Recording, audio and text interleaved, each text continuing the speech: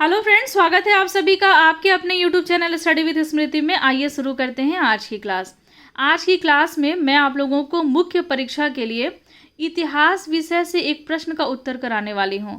ये उन सारे स्टूडेंट के लिए हेल्पफुल हो जाता है जो झारखंड पीएससी की तैयारी कर रहे हैं, बीपीएससी की तैयारी कर रहे हैं और अन्य स्टेट पीसीएस की तैयारी कर रहे हैं।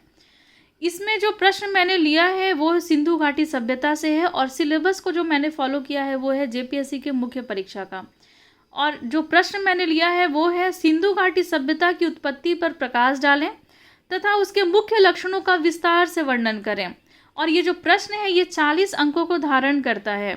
इस कारण से इस अंक को ध्यान में रख करके मैंने इसका उत्तर लिखा है। इस उत्तर का मैंने 3 भाग किया है। एक तो है भूमिका, दूसरा है मुख्य भाग और तीसरा है निष्कर्ष। फिर साथ में मैंने कुछ चार्ट का भी प्रयोग किया है, वो भी मैं आपको बताऊंगी। स्रोत मैं बता दूं कौन सा सोर्स है। ये रांची विश्वविद्यालय की बुक है जो प्राचीन भारत का इतिहास, वो सोर्स है मेरा। और दूसरा जो सोर्स है वो है एनसीईआरटी की किताबें। और ये ओल्ड बुक जो है एनसीईआरटी की प्राचीन भारत का इतिहास का, तो ये बुक जो है उसका वो स्रोत है इसका। तो चलिए सबसे पहले तो हम लोग इसकी भूमिका को जानेंगे, फिर इसके मुख्य भाग को जानेंगे, फिर इसके निष्कर्ष को जानेंगे। प्रश्न कौन कौन सा है तो देखिए, उत्पत्ति पर प्रकाश डालना है और मुख्य लक्षण का विस्तार से वर्णन करना है। सबसे पहले भूमिका को जानें। सिंधु घाटी सभ्यता का उदय ताम्रपाषाणी पृष्ठभूमि पर भारतीय उपमहाद्वीप के पश्चिमोत्तर भाग में हुआ था। यानी कि जो सिंधु घाटी सभ्यता है इसका उदय कहाँ हुआ था, तो जो भारतीय उपमहाद्वीप है उसके पश्चिमोत्तर भाग में हुआ था। सर्वप्रथम 1921 ईस्वी में पाकिस्तान के पश्चिम पंजाब प्रांत में अवस्थित हड़प्पा के स्थल की खोज हुई। सबसे पहली जो खोज हुई थी जिस स्थल की वो थी हड़प्पा का स्थल। ये वर्ष था 1921 ईस्वी, इसलिए इस सभ्यता को हड़प्पा सभ्यता के नाम से जाना गया। सिंधु सभ्यता के केंद्र स्थल सिंध घाटी है। यहाँ से इसका विस्तार अलग अलग क्षेत्रों में हुआ, जो है गुजरात, राजस्थान, हरियाणा, पश्चिमी उत्तर प्रदेश का सीमांत भाग, इन सभी जगहों पर इसका विस्तार हुआ। महाराष्ट्र, इसका फैलाव उत्तर में जम्मू से लेकर के दक्षिण में नर्मदा और गोदावरी के मुहाने तक, यहाँ गोदावरी छूट गया है, और पश्चिम में बलूचिस्तान से लेकर उत्तर पूर्व में मेरठ तक था। इन स्थलों की खुदाई करके महत्वपूर्ण सामग्री एकत्र किए गए, जिससे इस सभ्यता के उदय, विस्तार, स्वरूप, काल, विलय, लक्षण आदि पर प्रकाश पड़ता है। देखिए ये जो क्षेत्र है, जो जिन क्षेत्रों में इसका विस्तार हुआ, जो सिंध घाटी है वहाँ से लेकर के वो, ये सिंध घाटी तो एक केंद्र था, उसके आसपास के जितने भी क्षेत्र थे जो यहाँ सीमा बताया गया है, इन जगहों से जो पुरातात्विक साक्ष्य मिले उसके आधार पे सिंधु घाटी के बारे में बहुत सारी जानकारी मिलती है। वो जानकारी कौन कौन सी है तो उदय से संबंधित, किस तरीके से इसकी उत्पत्ति हुई, इसका विस्तार हुआ, क्या इसका स्वरूप था, क्या काल का निर्धारण हुआ, विलय किस तरीके से इसका हो गया, लक्षण कौन कौन से थे, इन सभी पे प्रकाश पड़ता है। किससे? पुरातात्विक अवशेष से। हड़प्पा संस्कृति का अस्तित्व मोटे तौर पर 2500 ईसा पूर्व और 1800 ईसा पूर्व के बीच में रहा। और ये जो स्रोत है ये एनसीईआरटी के बुक का है। ऐसा लगता है कि अपने अस्तित्व की पूरी अवधि भर यह संस्कृति एक ही प्रकार के औजारों, हथियारों और घरों का प्रयोग करती रही, परंतु कुछ लक्षणों में परिवर्तन भी आए तथा सभ्यता संस्कृति के कई रंग भी दिखे। यदि उत्पत्ति की बात की जाए तो सिंधु सभ्यता का जो रूप सामने आया है वह एक विकसित रूप है। देखिए बहुत ज़्यादा परिवर्तन तो नहीं आया था, ऐसा ये जो पुरातात्विक अवशेष जो मिले उससे पता चलता है, लेकिन बहुत सारे ऐसे लक्षण थे जिसमें परिवर्तन हो रहा था और कई साक्ष्य भी उसके मिले हैं। और सभ्यता का जो उत्पत्ति हुआ उससे संबंधित, मतलब ये बहुत ज़्यादा जो अभी हम लोगों को जो मिला है स्रोत सिंधु घाटी को की सभ्यता को जानने समझने का, तो वो एक विकसित रूप था सिंधु घाटी सभ्यता का। वह एक विकसित रूप था, परंतु इसके प्रारंभिक चरण एवं क्रमिक विकास के बारे में कोई निश्चित जानकारी का अभाव है। जो उत्पत्ति किस तरीके से हुई, क्या प्रारंभिक चरण था, उसके लिए एक निश्चित जानकारी का अभाव है। अब हम लोग थोड़ा विस्तार के क्रम को जान लें, कौन कौन जो अभी मैंने पढ़ा है थोड़ा सा और डिटेल में इसको यहाँ पर हम लोग जानने का कोशिश करेंगे। देखिए ये उत्तर का भाग है, ये दक्षिण है, ये पूरब है और ये पश्चिम है। उत्तर में मांडा जो जम्मू कश्मीर में है, ये सीमा बनाता है। सिंधु घाटी सभ्यता का ये विस्तार का क्षेत्र है जो सीमा बनाता है। पूरब में उत्तर प्रदेश का जो मेरठ जगह है वहाँ का आलमगीरपुर, दक्षिण में दाइमाबाद महाराष्ट्र का, और जो पश्चिम का क्षेत्र है वहाँ बलूचिस्तान का सूतकांगेडोर ये है। कुछ नदियाँ भी हैं जो इम्पॉर्टेंट है, जो इसमें और भी बहुत सारी ऐसी नदियाँ हैं जो सिंधु घाटी सभ्यता में मतलब उसमें आप जब पढ़िएगा डिटेल में और भी बहुत सारी चीज़ों को विस्तार में जब आप पढ़ेंगे तो उसमें बहुत सारी नदियाँ आएंगी। चूँकि हम लोगों को क्वेश्चन के आधार पे उत्तर को करना है, इसीलिए क्या शामिल करना है क्या नहीं करना है बहुत सोच समझ करके। चिनाब नदी इधर, हिंडन नदी इधर, गोदावरी नदी इधर, और बलूचिस्तान के तरफ कौन सी नदी है, दाश्क नदी। तो ये थोड़ा मैंने बहुत शॉर्ट में आपको जानकारी देने की कोशिश किया है। और विस्तार जो देखिए इसका, उत्तर से दक्षिण में 1400 किलोमीटर और पूर्व से पश्चिम में 1600 किलोमीटर। अब हम लोग थोड़ा सा मुख्य भाग की तरफ चलते हैं। मुख्य भाग में हम लोग को क्या क्या जानना है, तो इसमें उत्पत्ति को भी जानना है, उस पर प्रकाश डालते हुए, देखिए उत्पत्ति पे प्रकाश डालते हुए जो इसका मुख्य लक्षण है उसको विस्तृत रूप से इसका चर्चा करना है। तो प्रकाश डालने का मैं कोशिश करूँगी, आपको समझाने का कोशिश करूँगी। बहुत सारी चीज़ों को मैं शामिल कर सकती थी, लेकिन प्रश्नों की प्रवृत्ति को समझना होगा, अंकों को ध्यान में रखना होगा, कितने अंक के हैं, अब प्रश्न को ज़रूर ध्यान में रखना होगा। देखिए, कई हड़प्पा पूर्व बस्तियों के अवशेष पाकिस्तान के निचले सिंध और बलूचिस्तान प्रांत में तथा राजस्थान के कालीबंगा से मिले हैं। हड़प्पा पूर्व के यानी कि सिंधु घाटी सभ्यता के पूर्व के बहुत सारे ऐसे अवशेष जो हैं वो इन सभी जगहों से मिले हैं। सिंधु सभ्यता पूर्व किसान, मतलब सिंधु सभ्यता के जो पूर्व के जो किसान थे, मतलब प्रारंभिक चरण के जो किसान थे, उत्तर गुजरात के नागवाड़ा में भी रहते थे, ऐसा साक्ष्य मिला है। परंतु इस तरह इन देशी बस्तियों से एक परिपक्व सिंधु संस्कृति सभ्यता का उद्भव हुआ होगा, इसका स्पष्ट प्रमाण नहीं है, और इसे मैंने एनसीईआरटी के बुक से लिया है। देखिए, ऐसा माना जाता है कि देशी लोगों के द्वारा ही सिंधु सभ्यता का विस्तार हुआ या फिर उसका उद्भव हुआ, लेकिन ऐसी मान्यता को बहुत ज़्यादा बल नहीं मिल पाया क्योंकि स्पष्ट प्रमाण नहीं है। और मिला है कुछ जगह से अवशेष, जैसे कि उत्तर गुजरात के नागवाड़ा में किसानों के साक्ष्य मिले हैं कि वहाँ पे कृषि के कार्य होते थे, लेकिन इन छोटे जगह पे इतने कम साक्ष्य के द्वारा ये नहीं बताया जा सकता है कि सिंधु सभ्यता संस्कृति का जो इतनी बड़ी सभ्यता संस्कृति थी उसका विकास या उसका उद्भव इस तरीके से हुआ होगा। अब दूसरा जो मान्यता है वो है मेसोपोटामिया से संबंधित। अब हम लोग इसको भी जानेंगे। अलग अलग पॉइंट में दे के बना सकती थी, लेकिन मुझे थोड़ा सा ख्याल करना था लिमिटेशन का। देखिए, सिंधु सभ्यता की उत्पत्ति में बाहरी प्रभाव का भी हाथ था, इसका कोई स्पष्ट प्रमाण नहीं मिला है।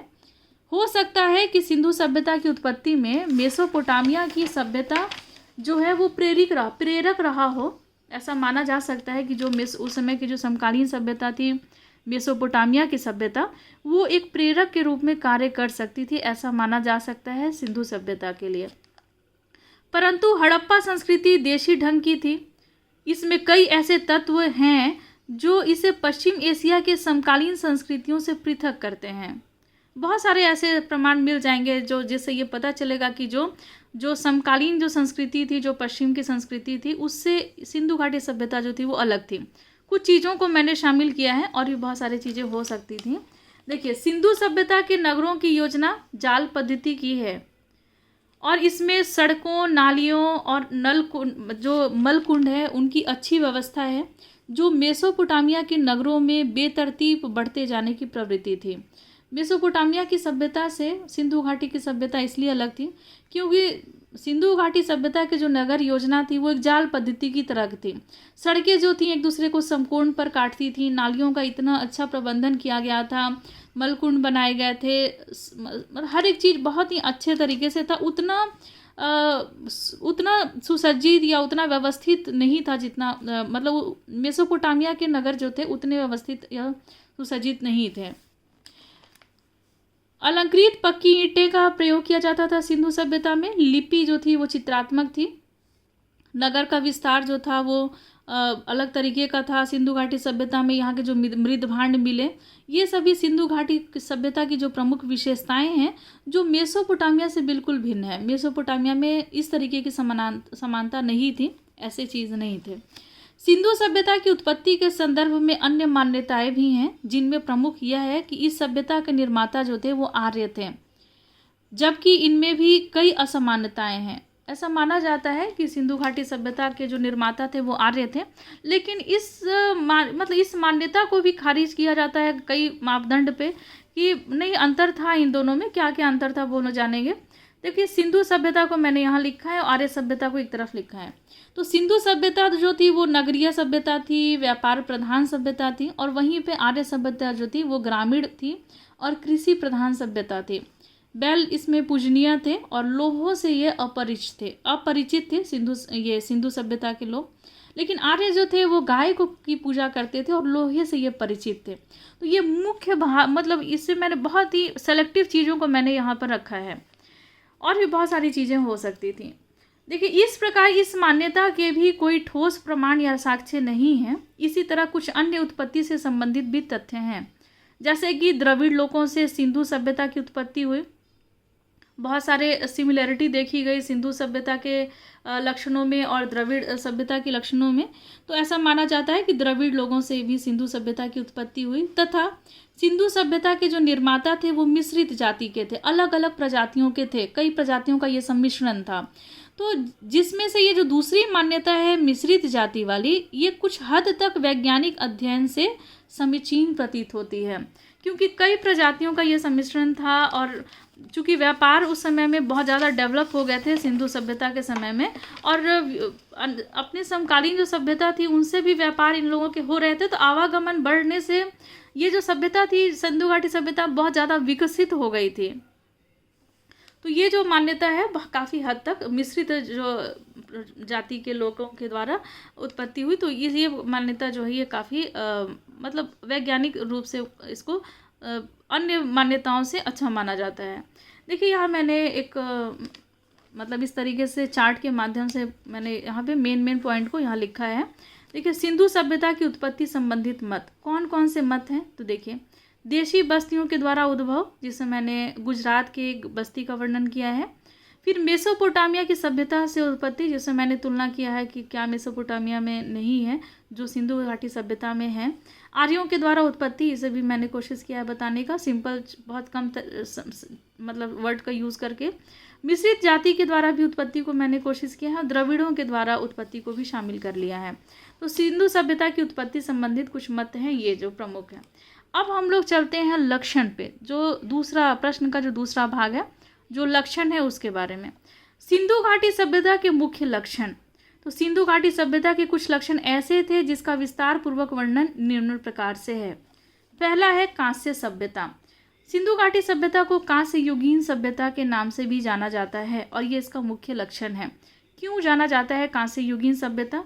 लेकिन देखिए, सिंधु घाटी की सभ्यता को ताम्र युगीन सभ्यता भी कहते थे, लेकिन आने वाले समय आगे फिर चल करके कांसे का जब प्रयोग होना शुरू हुआ तो इसको कांसे युगीन सभ्यता भी कहा जाने लगा।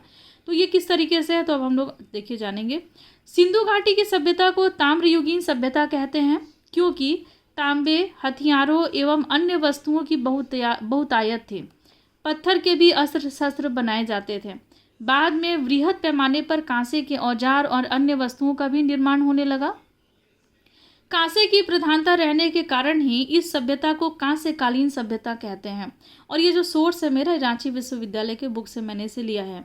कांसे की प्रधानता रहने के कारण ही इस सभ्यता को कांस्यकालीन सभ्यता कहते हैं। समाज में कांस्य शिल्पों, जिसको कसेरे कहते थे, उनका महत्वपूर्ण स्थान था। कसेरों का समाज में महत्वपूर्ण स्थान था।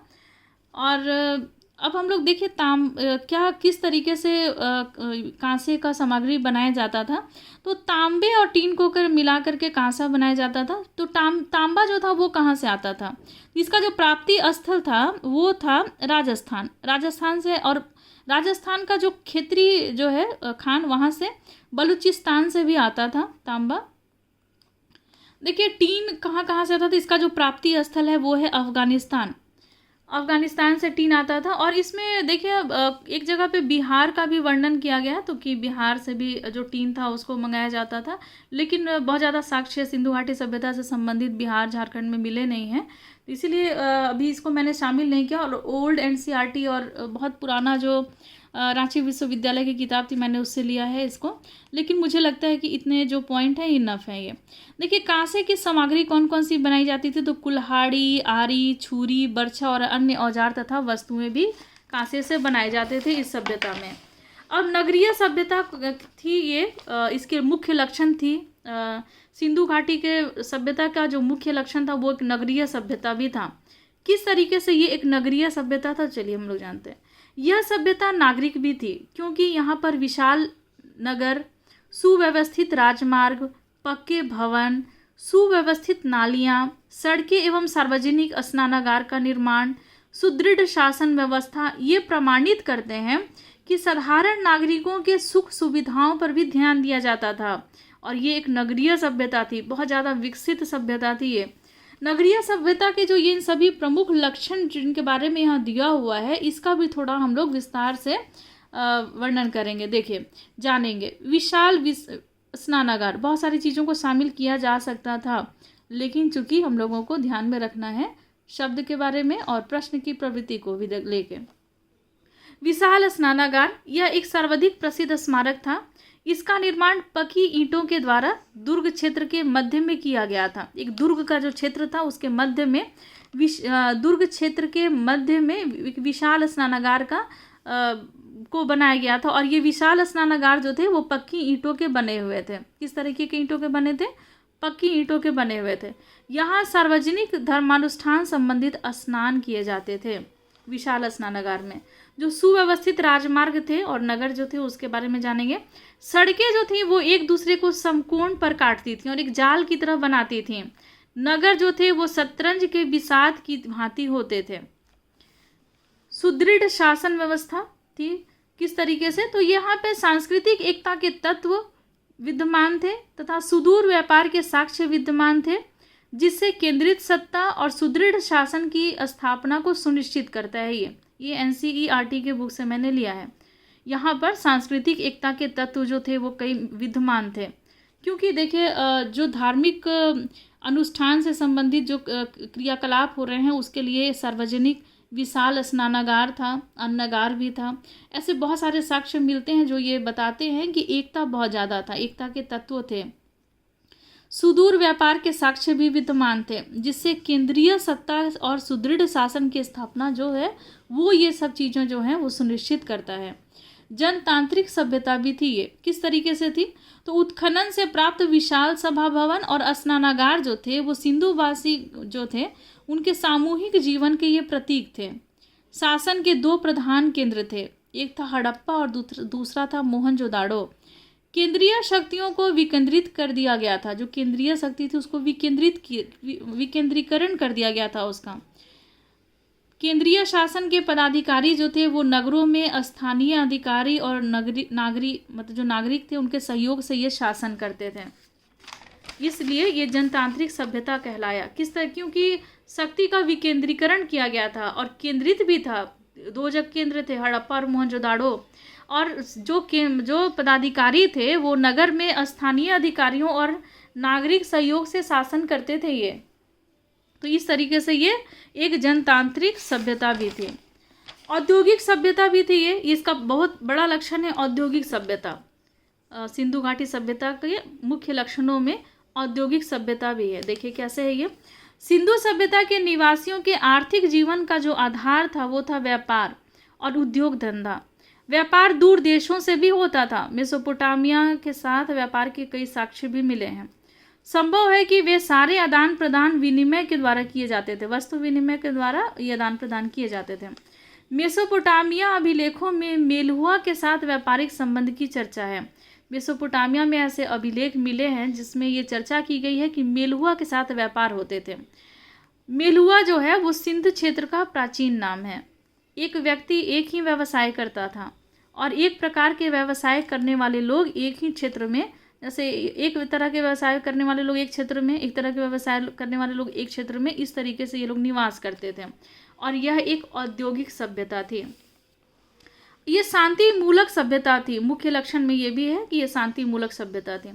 सिंधु सभ्यता के निवासी शांति प्रिय थे। युद्ध में प्रयुक्त होने वाले उपकरणों का इनमें अभाव था।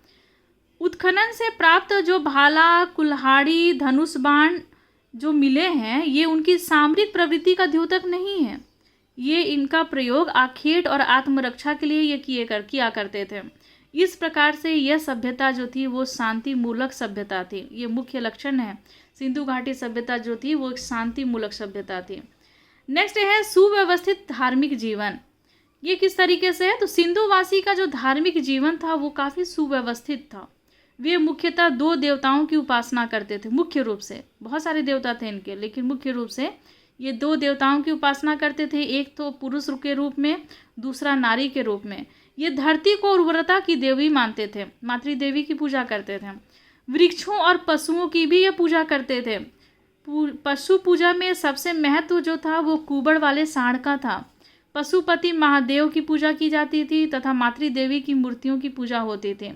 उनके धार्मिक विश्वास, धारणाएं एवं विधियां जो थी वो निश्चित थी और काफ़ी ये मतलब एकता के साथ ये लोग धार्मिक अनुष्ठान, क्रियाकलाप, सांस्कृतिक क्रियाकलाप ये लोग किया करते थे। अब जानेंगे लेखन कला, गणना तथा माप तौल का भी ज्ञान था। ये भी सिंधु घाटी सभ्यता का एक मुख्य लक्षण है। लेखन कला का था, लेकिन चूंकि इसकी लिपि पढ़ी नहीं गई है तो बहुत सारे जानकारी जो है सिंधु घाटी सभ्यता से संबंधित तो वो पता नहीं चल पाया है। चलिए हम लोग थोड़ा इसके बारे में भी डिटेल में जानें। सिंधु सभ्यता की लिपि पढ़ी नहीं जा सकी है। लिपि चित्राक्षर थी। चित्रात्मक या चित्राक्षर एक ही बात हुआ। चित्रात्मक लिपि थी। इसे लिपि है मतलब सिंधु सभ्यता की लिपि पढ़ी नहीं जा सकी है। लिपि चित्राक्षर है। इसे पढ़ने का सर्वप्रथम प्रयास 1925 ईस्वी में एल.ए. वेडल ने किया था। अधिकांशतः लिपि जो है वो दाएं से बाएं में लिखी गई है। सिंधुवासी मापन तौल भी जानते थे। बाट के रूप में वस्तुएं पाई गई हैं और ऐसे डंडे भी पाए गए हैं जिस पर माप के निशान किए गए थे। तो इस तरह से पता चलता है कि लेखन कला, गणना और माप तौल का भी इन लोगों को ज्ञान था और ये मुख्य लक्षण में इसे शामिल किया गया है। पशुपालन तथा कृषि भी होते थे। किस तरीके से? तो देखिए, हड़प्पाई लोग लकड़ी के हलों का प्रयोग करते थे। कहीं कहीं पे इसके साक्ष्य मिले हैं। कृषि कार्य भी किए जाते थे। सिंधु सभ्यता के लोग गेहूं, जौ, राई, मटर आदि अनाज पैदा करते थे। 1800 ईसा पूर्व में ही चावल उपजाते थे। उस समय भी चावल उपजाए जाते थे 1800 ईसा पूर्व में भी, जिसका अवशेष लोथल से प्राप्त हुआ है। कृषि पर निर्भर होते हुए भी हड़प्पाई लोग जो थे बहुत सारे पशु को भी पालते थे। वे बैल, गाय, भैंस, बकरी भी पालते थे। कुछ पालतू पशु भी थे, जैसे बिल्ली को भी पालतू बनाया गया था। वैसे उन सारी चीज़ों को मैंने, जो सेलेक्टेड चीज़ें हैं उन सभी को मैंने यहाँ लिखा है। देखिए अब थोड़ा हम लोग इसके माप से चार्ट के द्वारा भी थोड़ा हम लोग जान लें। देखिए सिंधु घाटी सभ्यता के प्रमुख लक्षण कौन कौन से हैं? तो देखिए, कांस्य युगीन सभ्यता है, नागरिक सभ्यता है, जनतांत्रिक सभ्यता है, ये औद्योगिक सभ्यता है, लेखन कला, गणना तथा माप तौल का ज्ञान, कृषि, पशुपालन, सुव्यवस्थित धार्मिक जीवन और शांति मूलक सभ्यता है ये। अब हम लोग जो इसका तीसरा भाग है, 2 भाग तो जाने, भूमिका और मुख्य भाग। अब हम लोग जो तीसरा भाग है निष्कर्ष, अब हम लोग इसको जानते हैं।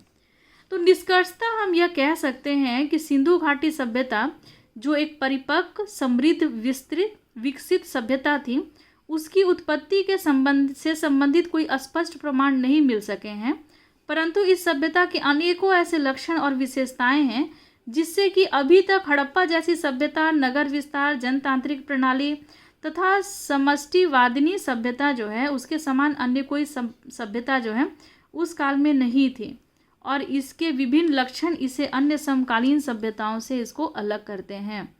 तो आज की क्लास में आपने जाना सिंधु घाटी सभ्यता से संबंधित एक प्रश्न को। समय बहुत ज़्यादा हो चला है और प्रश्न जो है मैंने कोशिश किया है यहाँ पर प्रश्न का उत्तर सही तरीके से लिखने का। ये मेरा पहला प्रयास था और इस तरीके से मेरा पहला वीडियो था। कैसा लगा आप लोगों को? कमेंट बॉक्स के माध्यम से आप लोग कमेंट ज़रूर कीजिएगा और क्या इम्प्रूवमेंट किया जा सकता है। अगर कहीं कुछ गलती हो गई हो तो इसके लिए माफ़ी चाहूँगी।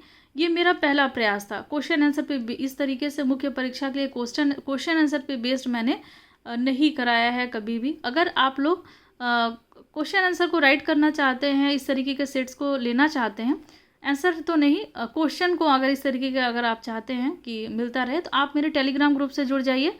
डिस्क्रिप्शन बॉक्स में मैं टेलीग्राम का ग्रुप का जो लिंक है वो मैं आपको शेयर करूँगी। उस टेलीग्राम ग्रुप पब्लिक चैट वाला जो ग्रुप है, उस टेलीग्राम का जो study with Smriti public chat का जो ग्रुप है, उसमें आप जुड़ जाएंगे तो वहाँ पर हर एक संडे को क्वेश्चन दिया जाता है। आज थोड़ा व्यस्तता ज़्यादा थी, आज क्वेश्चन नहीं गया, तो कल मॉर्निंग में चला जाएगा क्वेश्चन। इसके लिए मैं आप लोगों से माफ़ी चाहूँगी, लेकिन आंसर देने का मेरा था निश्चित, तो आज मैंने आंसर देने का प्रयास किया है। तो आज की क्लास में बस इतना ही, मिलते हैं हम नेक्स्ट क्लास में, लेते हैं आपसे विदा, धन्यवाद।